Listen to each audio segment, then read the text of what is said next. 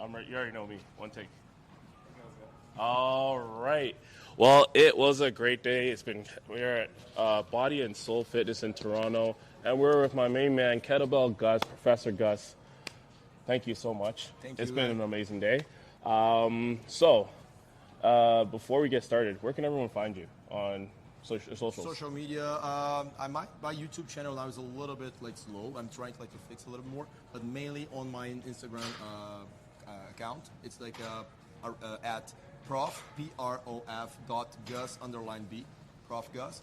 So all the content about kettlebells and classes and future courses I share there. Okay, cool. So I got 5 questions that I'm going to ask Professor Gus about kettlebells. Okay, so in terms of kettlebells, how does the material of the kettlebell affect the weight distribution and grip? So how might these factors impact exercise performance for personal training clients? So great question, because this is one of the questions I have for my next post. So for example, when you work with the fat grips, you just improve your grip, right? So for kettlebells, you're constantly working. You have two main exercises. You have ballistics and you have the grinds, okay? So in ballistics, you have the constant pulling from the bell, naturally for the force pulling from your hand. So you actually have your gripping very, very strong, dynamically. And the grinds is those ones, for example, like a military press, get up, so front squat. So you need to have more pressure on the handle to make the pressure. So then when you work with kettlebells, you train with kettlebells, you improve this for your strength training, for bench presses, for a military presses with bar, and even for pulls, pull-ups, whatever. So then I think the main things, the 2 ways you can work this, dynamically and static with the grinds, I think is the best way you can improve that. Nice. Wow. So we spent the entire day doing kettlebells, and right now, as a power lifter, I would say that the biggest thing it's the cardio that has affected me, but then realizing that I can still do it. Yeah. Right? It's challenging, but I spent the entire day, but I'm okay, this is good. This is a good workout. Tomorrow I'm probably going to feel a little bit more. Okay. All right, so can you explain to me the significance of the different handles and designs of kettlebell? So the difference between a competition kettlebell and a standard kettlebell that you see in most gyms. For sure. So we saw this on the beginning. Every beginning of the course, I explained this. So we can explain to your audience. So we have 2 types of kettlebells. You have an iron cast or cast iron and pro grades. So iron cast is for hard style kettlebells. That style of training we did today. So the pro grades is for the gear avoid or kettlebell sports, right? The difference is for iron cast, we have different sizes. Depending on the size of the bell or the weight of the bell, we have different sizes.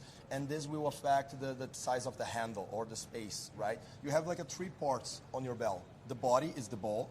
The handle is where you hold. And then the space inside we call the window. So when you have the small bell, you have a little bit small window. It will affect where the kettlebell hands on your grip, here on the rack position. So, which is different for kettlebell sport, because kettlebell sport, you have the same tool for every single weight, because as a competition, you need to have the standard size, thickness of your handle, the size of your bell, the body of your bell. So then we have mainly 2 differences. A very common question that shows up on my courses, if you can train one style with another. So it's possible, for example, if you have a pro grade bells and you want to train hard style, so you can work the pro grade bells. But if you want to compete on the kettlebell sport, it's hard to train with iron cast, because at the time you go for the competition, it's not going to be the ideal tool. But the main difference is the size, and one important thing is the angle of the handle as well. So here's a question. Now, you said kettlebell competition. Where do kettlebell competitions happen? When or where? Where and when? I've never seen it. So look, when I start to work with kettlebells, I start to work with the Getavoy. So I didn't know this division. It was a very new, very fresh. And then after I realized we have 2 ways: the Getavoy sport, the kettlebell sport Getavoy, or kettlebell hard style. So I did a course of kettlebell, and I researched a little bit. I have some friends doing. I know here in Canada we have some competition. We have some good people I can share with you on my social media. Some good people to follow. They do this competition, but I believe it's it's a similar a weightlifting competition. Yeah. We have some rounds. You have some season that happens, and you have a world champion every year. I have some Brazilian team, I have a Canadian team, a world team. You're making me want to compete if in I'm not kettlebells. wrong, yeah. So I had some, as I told you, I have some friends, they compete. Like this year, the competition was in Hungary. Yeah. So then next year will be in Poland. Wow. So every year you have like some like small championships or regional championships to reach the level. Yeah. And if you have the level, you're qualified to work. So what's the, I guess, like, so powerlifting, squat, bench, deadlift, and then totals. So what is it for kettlebells? Kettlebells is more about like the weight, the categories, time and reps. Okay. And you have like a 3 different, I don't know, I'm not sure like how much the different styles you have, but you have like swings, you have biathlon, you need like to clean and press, and snatches as well. Okay, cool. Nice. All right, 2 more questions. Sure. So how do adjustable kettlebells compare to traditional ones? So I don't know if you've seen the Bowflex ones that they sell that you get. So in terms of the adjustable kettlebells, how are the difference between the hard style ones that you just suggested? And in terms of clients, which one would a client be able to get? Perfect question. So if you like, you follow me, like my followers know, like I'm not a big fan of adjustables because I'm a classic hard style trainer. So like the adjustable ones, they don't fit well on your head. So like, but again, so like when I was young, I was not like a polemic guy. So no, like adjustable kettlebells doesn't work. It's a shit thing. Like, so anyway, so like now I've seen like, for example, for a personal trainer, you want to like to work, for example, a swing maybe can be a solution because like if you like go for like your client's house, you move around, so you need something easy to do. So you're not gonna carry like a 5, 4, 6 kettlebells, right? Yeah. You can have the adjustables. If you train kettlebell, if you have a chance to have like the real aerocast, official aerocast, to work with the real kettlebell training, I suggest you to have like aerocast bells. Otherwise, for your clients, I would say maybe clients just starting in the kettlebell training, maybe adjustable, that will be a solution. Nice. All right, last question. So are there any emerging technologies or features in the kettlebell design that personal trainers should be aware of and stay updated? So I think you posted something with the kettlebell on 2 side. Okay. Yeah. So yeah. So again, the fitness industry always trying to like bring something new. So that thing called unveil. Yeah. I didn't test yet. So like I just like based it on my knowledge, I don't think it's a good thing because change a little bit the size and then the place where the forces act in your hand. Anyway, it's something you can use. But as a technology, I would say it's a century tool. Like this comes from Russia for like 100 years. I don't think like there's something in the technology can change the training. Maybe more gadgets for like the programming or like the timers. Like maybe you can use some add-ons and different programs. But as a tool, I mean like the most like a technological thing you have, maybe it's the adjustable ones. Okay. Basically. Yeah, man. Well, that's it for today. Great. Man, guys, if you guys can shoot a follow to Coach Gus, because realistically, if you want to learn more about kettlebell training as a new personal trainer, actually one more question. So a new personal trainer, so someone brand new to the industry, I always ask everyone this question.